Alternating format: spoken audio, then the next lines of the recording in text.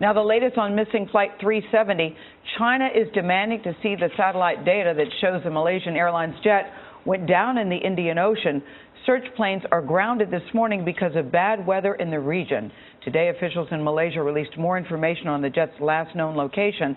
As Jeff Pegues reports, the search zone has dramatically shrunk. That's thanks to a British company that tracked the plane's final moments. Jeff, good morning. Good morning. The company is called Inmarsat, and while the plane did not have GPS to help track its location, it was transmitting a signal to a satellite during the flight. It forced the company to get creative as it poured over data. Malaysia's Minister of Defense said this morning that satellite analysis of the 777 began before the aircraft had even taken off. While on the ground at Kuala Lumpur Airport and during the early stage of the flight, MH370 transmitted several messages.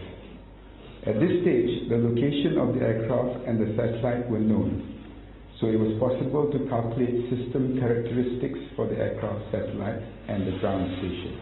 When the Malaysia Airjet disappeared from radar after the transponder went dark, Inmarsat's satellite over the Indian Ocean continued to pick up pings from the Boeing 777 for several hours. It was that signal that led the company's engineers to determine two potential arcs, one to the north and the other to the south. The arcs were the basis for the massive search effort.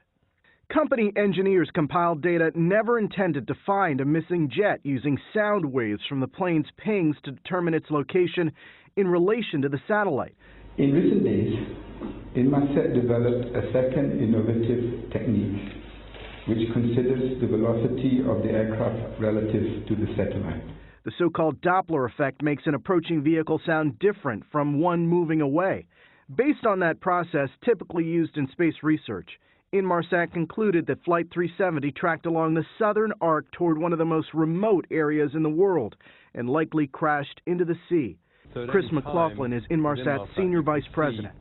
This is a first, and we hope it'll be a last. We hope that this will be the only time we're ever asked to try to contribute to find the location of a commercial airliner off of a single piece of data. Inmarsat says its satellites could have monitored the flight's location in real time, something that might have sped up the process of searching for Flight 370. But there is currently no international agreement mandating GPS tracking. Just think, if the data had been there at the moment the plane was lost from radar and not picked up by Vietnamese radar, we would have known where it was. In addition to Inmarsat, there are other companies that offer similar tracking services for planes. The price tag of those services vary. Some cost up to $100,000 per plane.